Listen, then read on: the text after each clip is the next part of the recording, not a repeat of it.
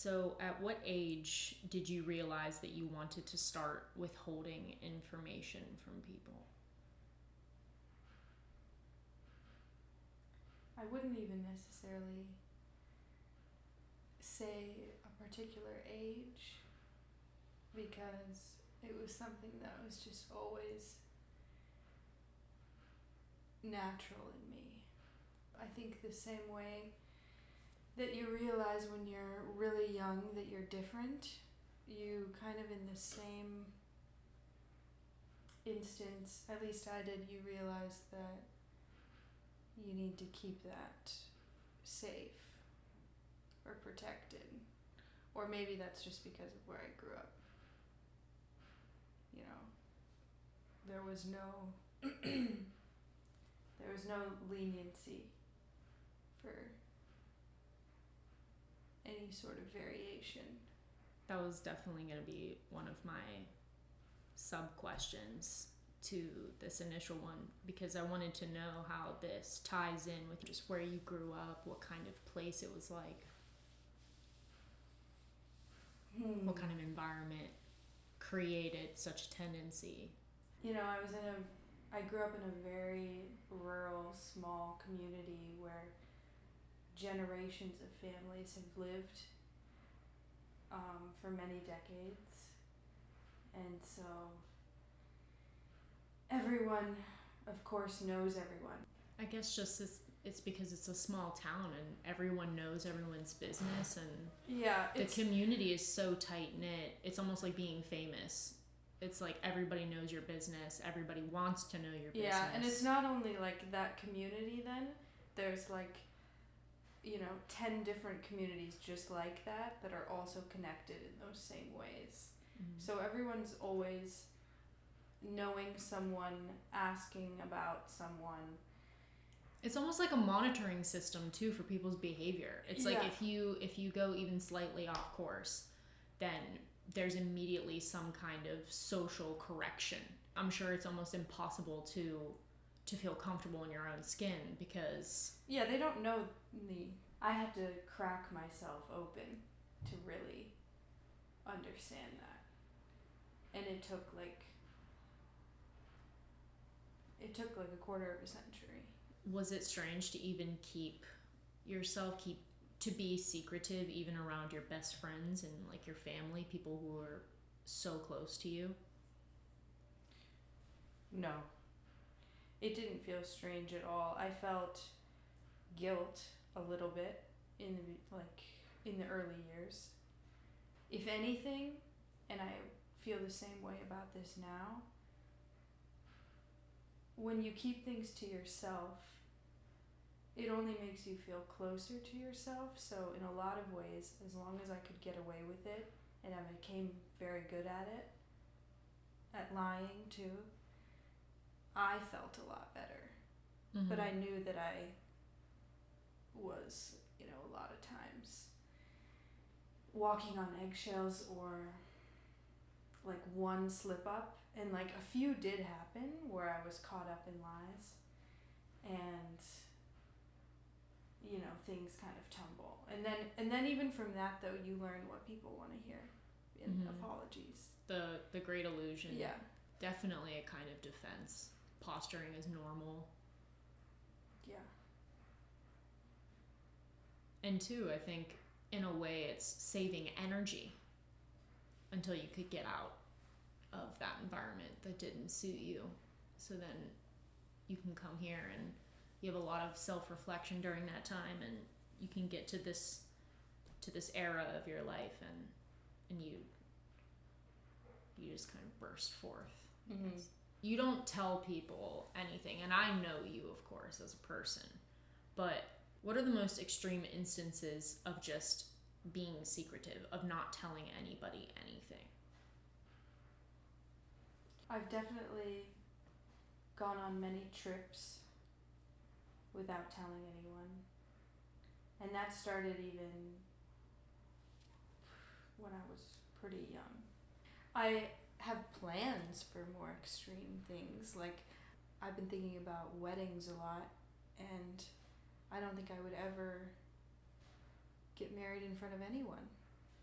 Yeah, I think, no witness. yeah, I think that's just between two people. Maybe I wouldn't even tell anyone that I'm married for my whole life, you know? Mm-hmm. That would be ultimate, you know? Oh, yeah. Only you and that person know that you're married? I mean, Yeah, can wow. you think of anything More intimate than that. Why? I don't know. Everyone all of a sudden is sharing everything. We got into that culture where you're just inviting and remembering, and I said that the other day about people asking for my address, and like, I don't want to be remembered, and I don't want to be invited.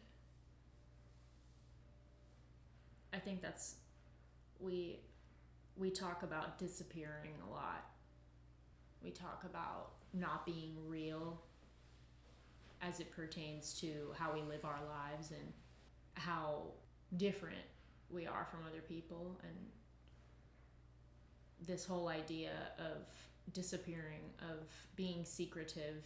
Being secretive, it just seems, especially to you because I learned from you, is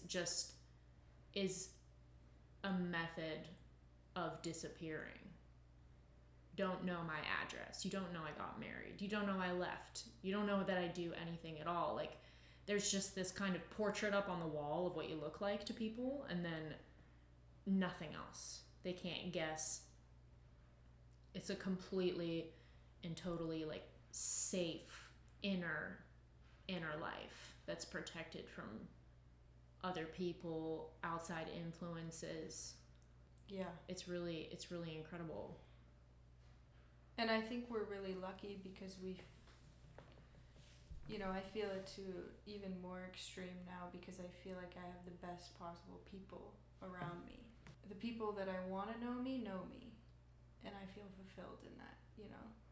So then I think once you have attained that, everything else is so easily forgotten and discarded and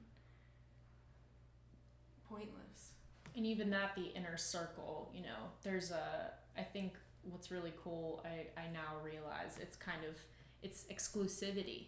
One of the traits or characteristics is wanting to be unknown, not wanting to be bothered by other people's perspectives, their observations, questions, postulations, none of it. Because, and it's so funny because we're like already at like part 2 of the interview that I want to do for next week, which is, this is kind of an art form. And that's going to be saved for next week. But it's funny how such a protection, like a defense mechanism at the end of the day, it always is, turns into this very obscure, abstract, almost art piece, art form. Mm-hmm. I'm very curious too. This is the last thing I'll get into because I want to save all the juicy stuff for the next time. Ooh. The artsy stuff. But do you think that secrecy and lying are impossible to separate? I don't consider all lying bad, though. There's so many in that instances. case, it's easy for me to say that I don't think you should either. If you're trying to be secretive, there's going to be times that you need to lie to certain people. You don't think you should what? Separate them. Yeah, I think they definitely go hand in hand. It's how extreme do you want to be, and how good are you at it? I mean, the whole thing from the beginning of the interview, how you talked about how you just told people what they wanted to hear. I mean, that's lying to a degree. Yeah. But it's like, that's a protection. Or if anything, it's conserving energy. We've talked about this before with specific people where they expect a certain thing of you or a certain life, and if you're telling them even small parts of what they want to hear that are so not what you're doing or what's going on, it's showing them love doing that, Mm-hmm. because you're not hurting them, because what you're actually doing would hurt them so much more than these little lies that Mm-hmm. you hardly even have to craft, you know. If you know someone that well and they don't know you at all, then Yeah. Especially if they, it's one thing to not have the capacity to understand. It's another thing to be ignorant and not want to, you know. And in the face, especially of people like that, especially if you're unable to escape a situation like that, of course, it's the only method. I do really love, and again, we're gonna talk about it next week in part 2, but I love how that habit or that tendency transmuted itself into a way of life. It's not just protection anymore, but now there's more meaning to it. Now there's philosophy behind it. Now you seriously question your motives when it comes to your behavior. And especially, you know, living with you, and I know that if anything, the secrecy or the lying thing is really just, it's because you don't want to be bothered by other people. Yeah. Saving energy and just like doing what you need to do. And we definitely feel steadfast in the direction that we're going too. So I think that helps, you know. This conversation and we're self-assured. This and like I feel like too that brings up an excellent point, that people who are so unsure of themselves need the validation of telling people what they're doing. Right. I was gonna bring that up earlier. Like those people that, you know, everyone looks the same, dresses the same, says the same shit. You know? Yeah, it's very. And they're obvious. So extremely proud of it. Mm-hmm. And it's just so obvious to me that they have no idea. Yeah. They have no idea. Yeah. Well, yeah, we're gonna get into the art form next week, about the art form of secrecy and illusion, and how that can be practiced as an art form. That lies can be a medium. The secrecy can be a medium. All that. It was wonderful talking to you, and I look forward to speaking more with you about this next week. All right. We'll see you guys next week. Bye-bye.